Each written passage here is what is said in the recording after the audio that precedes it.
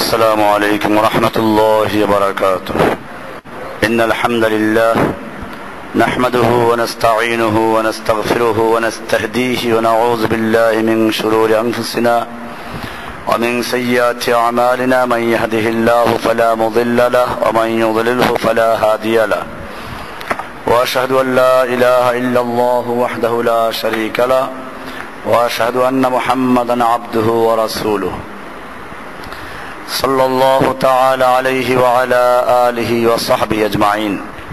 আল্লাহ সুবহানাহু ওয়া তাআলার মহান দরবারে লাখো শুকরিয়া জ্ঞাপন করছি, যিনি আমাদেরকে জুমার সালাত আদায় করার পরে আবার দ্বীনি ইলম অর্জন করার জন্য দারসুল হাদিসে বসার তৌফিক ইনায়েত করেছেন। আমরা এই জন্য বলি আলহামদুলিল্লাহ। আমরা বুখারী শরীফের থেকে হাদিস দারস দিচ্ছিলাম। আজকে 5 নম্বর হাদিস। ইমাম বুখারী রাহমাতুল্লাহ আলাইহি এই হাদিসটা বয়ান করছেন তার শিক্ষক আবদান থেকে, তিনি বয়ান করছেন তার শাইখ আব্দুল্লাহ থেকে, তিনি বয়ান করছেন তার শাইখ ইউনুস থেকে, তিনি জুহরি থেকে। এই হাদিসটা উনি আরো একটা সূত্রে পেয়েছেন, সেটা হলো ওনার শেখ বিশর ইবনে মুহাম্মদ, তিনি আব্দুল্লাহ থেকে, তিনি ইউনুস থেকে, তিনি মামার থেকে, তিনি জুহরি থেকে। এরপরে এই দুই সূত্রের একই শিক্ষক, তারা বলেন যে আখবারানি ওবায়দুল্লাহ ইবনে আব্দুল্লাহ। ওনারা শুনেছেন ওবায়দুল্লাহ ইবনে আব্দুল্লাহ থেকে, তিনি বয়ান করছেন হযরত আব্দুল্লাহ ইবনে আব্বাস রাদিয়াল্লাহু তাআলা আনহুমা থেকে। আব্দুল্লাহ ইবনে আব্বাস রাদিয়াল্লাহু তাআলা আনহু আল্লাহর রাসূল সাল্লাল্লাহু আলাইহি ওয়াসাল্লামকে সম্পর্কে কিছু কথা বলেছেন, যার মধ্যে ওহীর কিছু বিষয় আছে। এই জন্যই কিতাবুল ওহীর মধ্যে এই হাদিসটাকে আলোচনা করা হয়েছে। ক্বালা কানা রাসূলুল্লাহ সাল্লাল্লাহু আলাইহি ওয়াসাল্লাম আজওয়াদান নাস। আব্দুল্লাহ ইবনে আব্বাস রাদিয়াল্লাহু তাআলা আনহুমা বলেন যে রাসূলুল্লাহ সাল্লাল্লাহু আলাইহি ওয়াসাল্লাম মানুষের মধ্যে সবচেয়ে বেশি দানশীল ছিলেন, বদান্য ছিলেন, যাকে যা দেওয়া দরকার তার দাতা ছিলেন। এই দাতা মানে আবার আল্লাহ যে অর্থে দাতা তা না, দানশীল। ওয়া কানা আজওয়াদা মা ইয়াকুনু ফি রমাদান। আর আল্লাহর রাসূল সাল্লাল্লাহু আলাইহি ওয়াসাল্লাম বেশি দানশীল হতেন যখন রমজান মাস আসতো। হিনা ইয়ালকাহু জিবরাইল, যখন জিবরাইল আল্লাহর রাসূলের সঙ্গে সাক্ষাৎ করতেন। ওয়া কানা ইয়ালকাহু ফি কুল্লি লাইলাতিন মিন রমাদান। রমজানের প্রতি রাতে জিবরাইল আল্লাহর রাসূলের কাছে আগমন করতেন, সাক্ষাৎ করতেন। ফায়ুদারিসুহুল কোরআন। এরপরে জিবরাইল আল্লাহর রাসূলের সঙ্গে পরস্পরে কোরআনের দার্স করতেন। এটা হাফেজদের মধ্যে এখনো প্রচলন আছে, একজন হাফেজ আরেকজনকে শোনায়, সে আবার একে শোনায়। এটা হলো পরস্পরের দাওর বলে, দার্স। আল্লাহর রাসূল সাল্লাল্লাহু আলাইহি ওয়াসাল্লাম এটা করতেন পুরা 1 বছরে, অথবা পিছনে যে আয়াতগুলো আল্লাহ তাআলা নাজিল করেছেন এগুলো আল্লাহর রাসূল জিবরাইলকে পুরোটা শুনাইতেন, আবার জিবরাইলও আল্লাহ রাসূলকে পুরোটা শুনাইতেন। এভাবে পরস্পরে দার্স করতেন।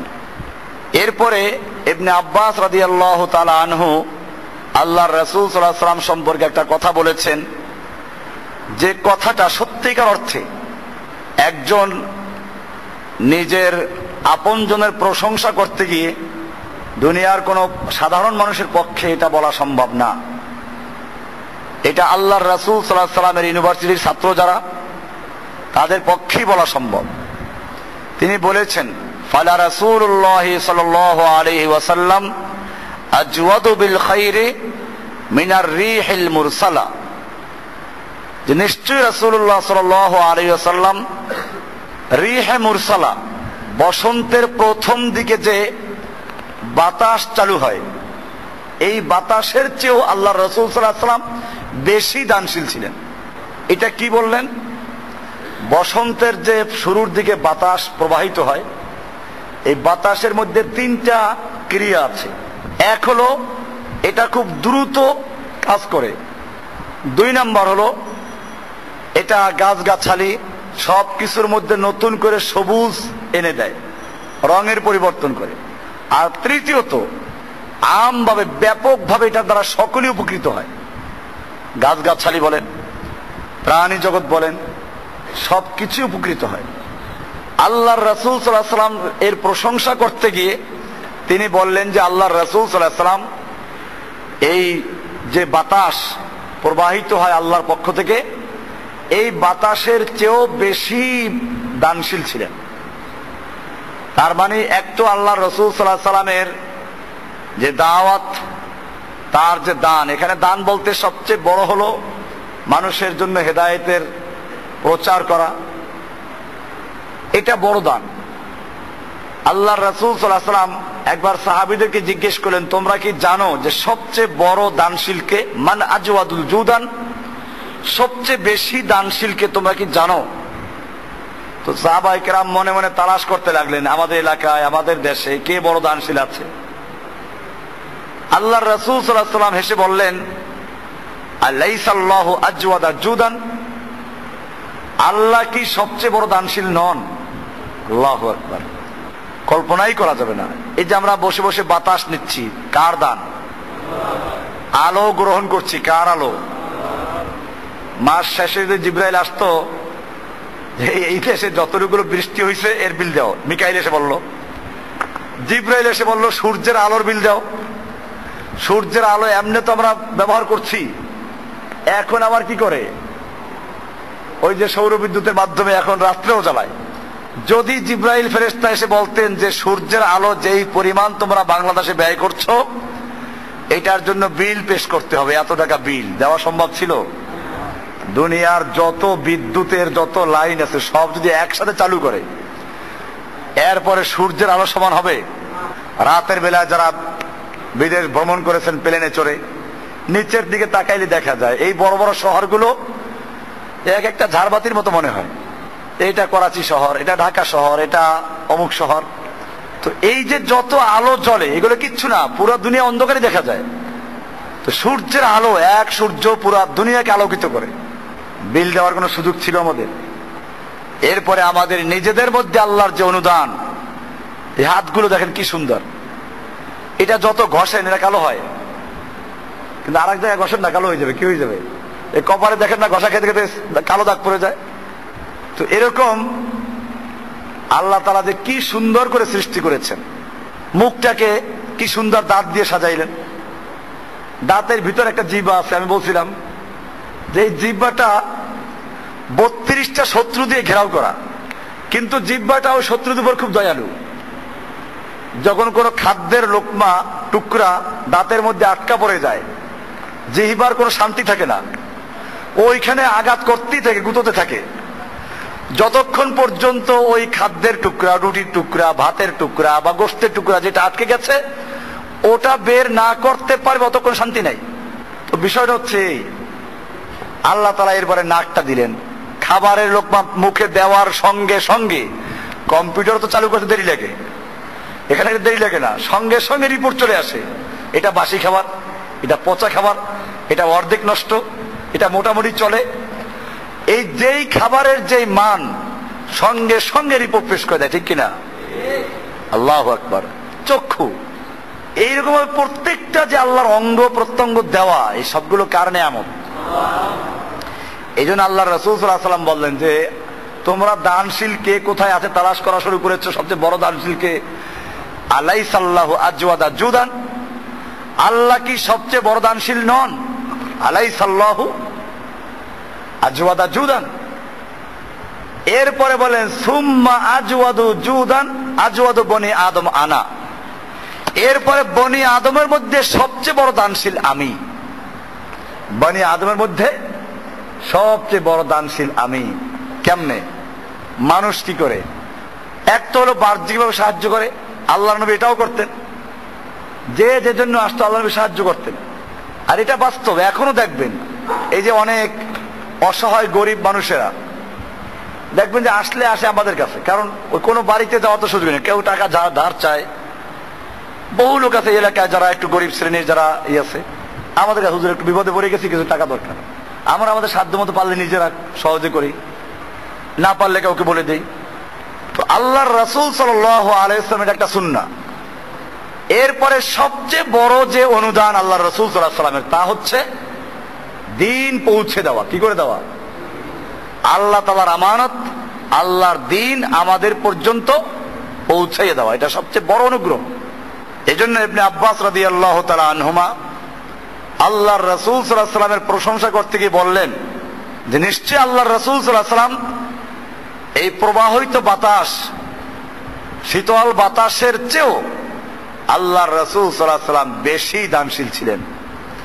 এটা বাহ্যিকভাবে শুনলে তেমন একটা গুরুত্ব মনে হয় না, যে বাতাসের চেয়ে বেশি দানশীল, কি বললেন এটা? কিন্তু গভীরভাবে চিন্তা করলে দেখা যায় বাতাসের মধ্যে কি আছে। এই বাতাস ব্যাপকভাবে পুরো পরিবেশটাকে পরিবর্তন করে দেয়। ঠিক এরকম আল্লাহর রাসূল সাল্লাল্লাহু আলাইহি ওয়াসাল্লামের মাধ্যমেও মানুষের মধ্যে ব্যাপক পরিবর্তন এসেছিল। এরপরে এই পরিবর্তনটা খুব দ্রুত ছিল। একজন কবি এই প্রসঙ্গে বলেছেন, দুরফেশানি নে তেরি কতরু কো দরিয়া কর দিয়া, দিল কো রোশন কর দিয়া, আঁখোं को बीना कर दिया। অন্ধ ছিল যারা, তারা আপনার সংস্পর্শে এসে দৃষ্টিমান হয়ে গেছে। खुद न थे जो राह पर औरों के हादी बन गए। যাদের নিজেদেরই কোনো পথের দিশা ছিল না, ওরা আপনার শিক্ষা নিয়ে তারা পথের দিশারই বনে গিয়েছিল। खुद न थे जो राह पर औरों के हादी बन गए, क्या नजर थी जिसने मुर्दों को मसीहा कर दिया।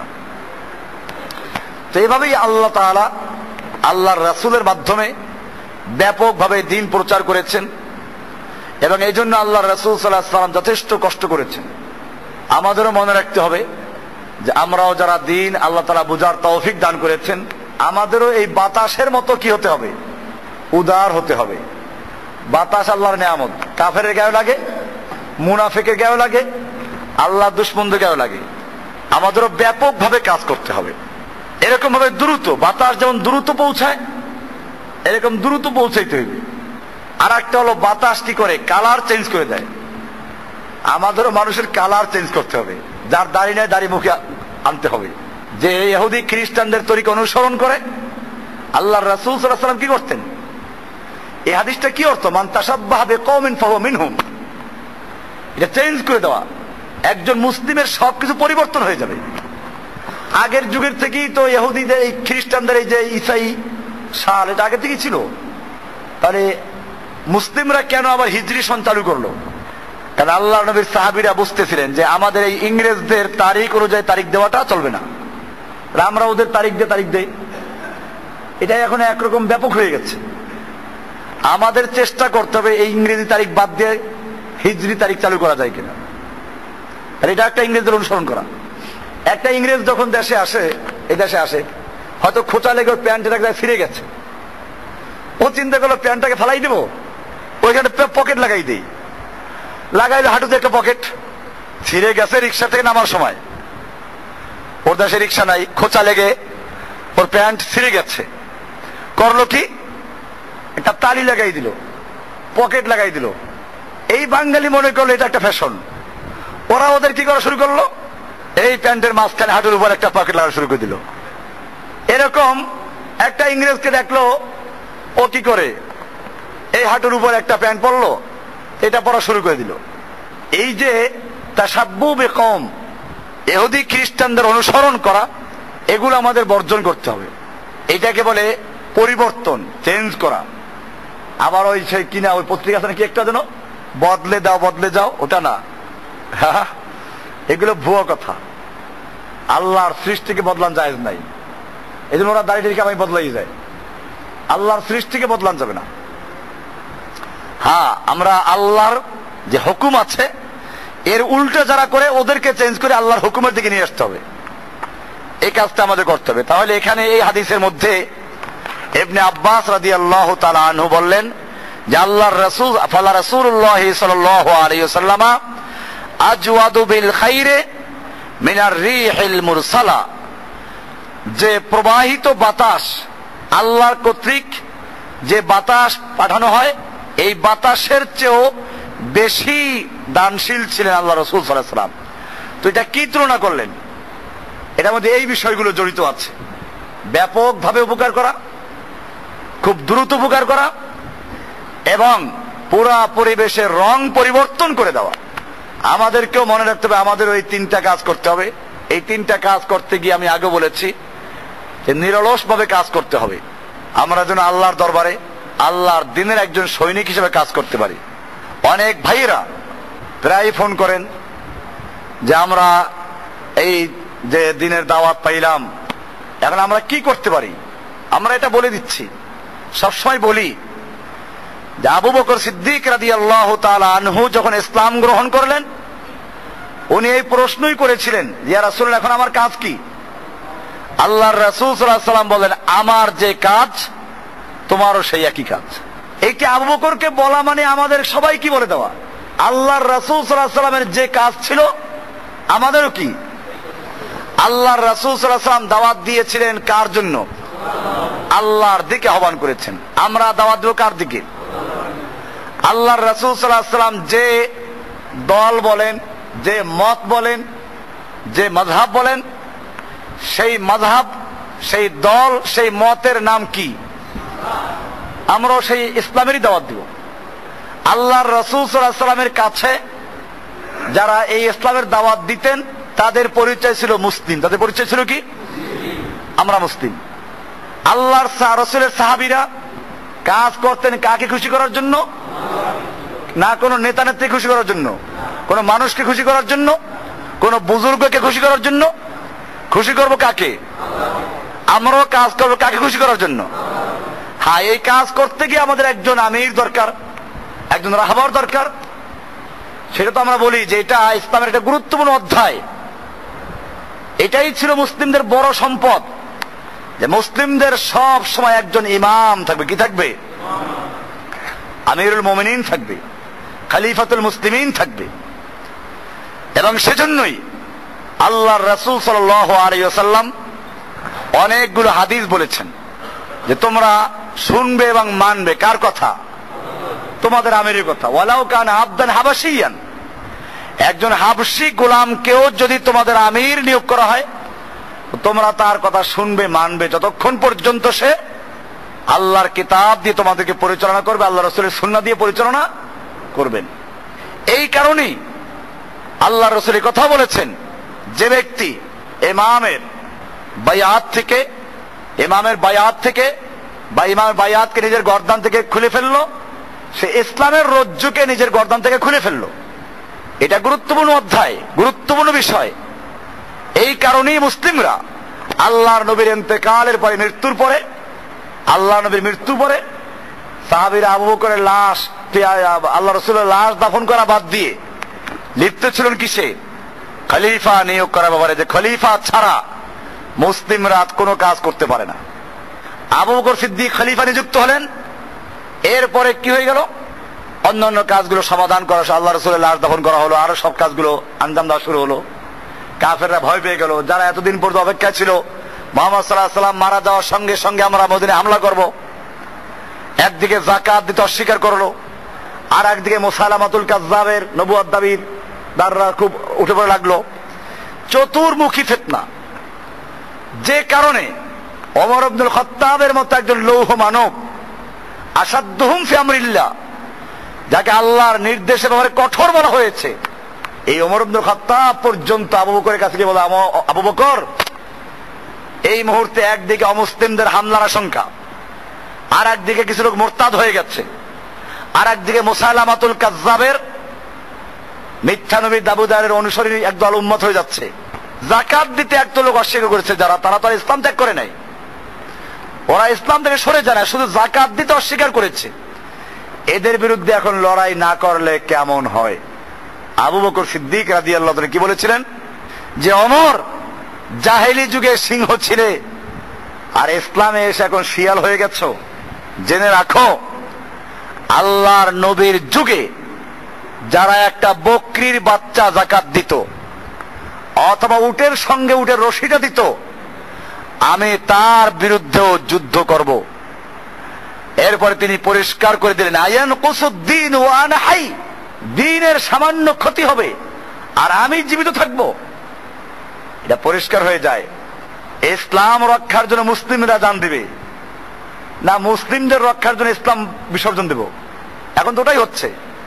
এখন বলা হয় কি, আরে আমরা যদি এখন এই কাজ করি তাহলে মাদ্রাসা থাকবে না, মসজিদ থাকবে না, আমাদের মুসলমানদের হামলা আসবে। তাহলে মুসলিমদেরকে রক্ষার জন্য, আমার মসজিদ রক্ষার জন্য, মাদ্রাসা রক্ষার জন্য কি করি আমরা? ইসলামের ছাড় দেই। আর আবু বকর সিদ্দিক কি বললেন? আয়ানকুসুদ্দিন ওয়া আনা হাই, দ্বীনের সামান্য ক্ষতি হবে আর আমি জীবিত থাকব?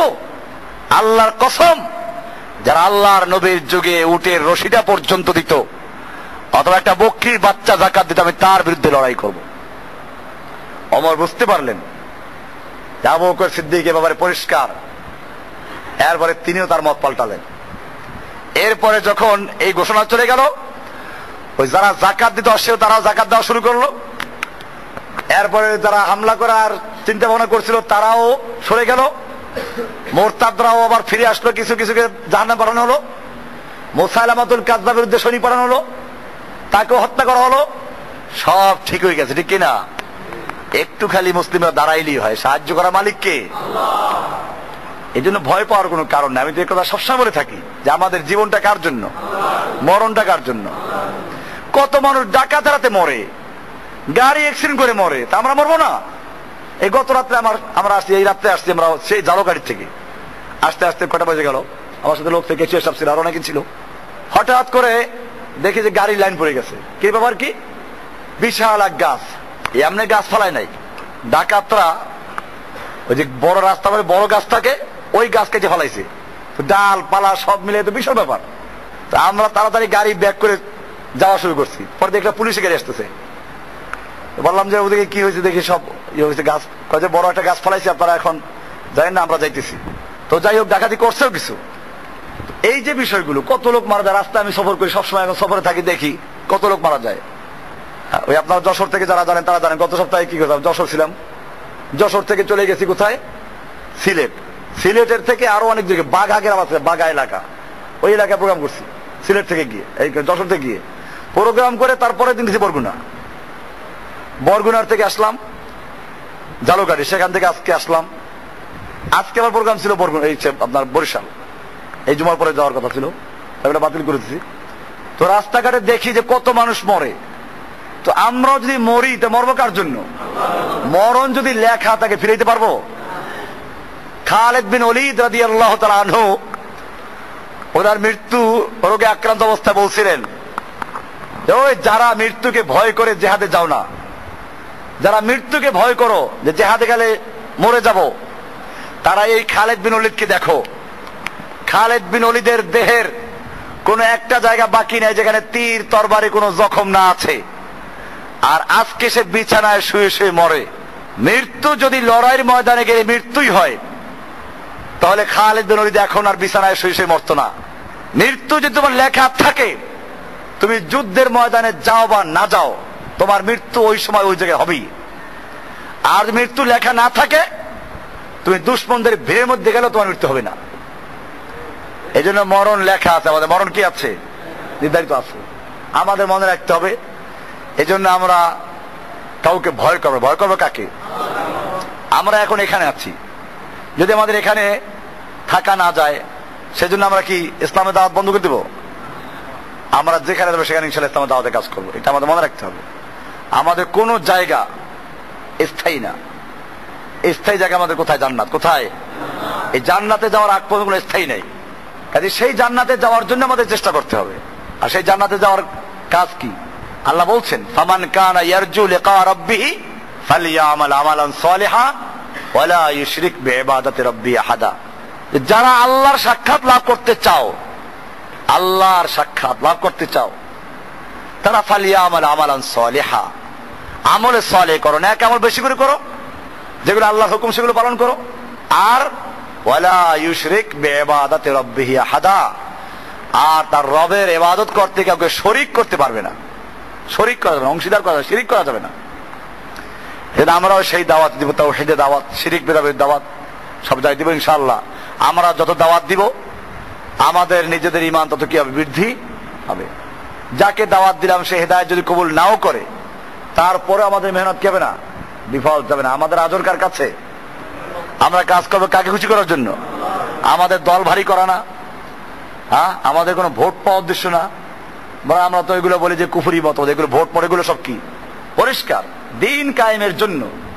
আপনি ইহুদি খ্রিস্টানদের তরিকা গ্রহণ করে ভোট দিয়ে তবে ইসলাম কায়েম করবেন, সম্ভব না। এদেশে বহু ইসলামী দল আছে, কি করে? এই জোট করে, ভোটে অংশগ্রহণ করে। এই জোট আর ভোট, এই জোট আর ভোট আর নোট, তিনটা একাত্র হয়। জোট, ভোট, নোট, কয়টা? এই তিনটা একাত্র করে মুসলমানদের ইমান থেকে সরাই দেয়। এই দ্বারা ইসলাম কায়েম হবে না। আল্লাহ রসুলের পদ্ধতি বাদ দিয়ে ইসলাম কায়েম করা যাবে? আমাদের মনে রাখতে হবে, ইসলাম কায়েম করতে হলে যেমন ভোট আর জোটে হবে না, ইসলাম কায়েম করতে হলে কেবল আসমানের কথা আর জমিনের উপরে নিচের কথা বললেও চলবে না। আমাদের বলতে হবে কি, নবীরা যেই কথা বলেছেন, নবীরা দুনিয়াতে ইসলাম কায়েম করার জন্য কাজ করেছেন। লিইয়ুযহিরাহু আলা দ্বীনি কুল্লিহি, দুনিয়ার সমস্ত মতবাদের উপরে, সমস্ত তন্ত্রের উপরে, মন্ত্রের উপরে, ওই যে গণতন্ত্র, সমাজতন্ত্র, রাজতন্ত্র, মুখতন্ত্র, মন্ত্র, যন্ত্র যত আছে সবগুলোর উপরে বিজয় করতে হবে কাকে? ইসলামকে। এইটা নিয়ে আমাদের কাজ করতে হবে। মনে রাখতে হবে যে আমাদের দ্বারা দিন কায়েম হবে এটা কোনো জরুরি না। এই বিল্ডিং গুলো দাঁড়িয়ে আছে, এর নিচে ফাউন্ডেশন আছে এবং সেখানে অনেক টাকা ব্যয় করতে হয়েছে, ওইগুলো দেখা যায় না। ঠিক এরকম ভাবে ইসলামের জন্য কিছু পিলার দরকার। কি দরকার? পিলার দরকার, খুঁটি দরকার। যারা কাজ করবে তারা সন্তুষ্ট করবে কাকে? হয়তো ইতিহাসে তাদের নাম লেখা থাকবে না, হয়তো তাদের কেউ চিনবে না, কিন্তু যার জন্য কাজ করে তিনি চিনেন কিনা, এতটুকু যথেষ্ট। আল্লাহ সুবহানাহু ওয়া তাআলা আমাদের সকলকে যেন বিষয়গুলোকে বুঝার এবং আমল করার তৌফিক দান করেন। আজকে একটা ছোট্ট হাদিস আলোচনা করা হলো, এরপরে হাদিসটা অনেক লম্বা।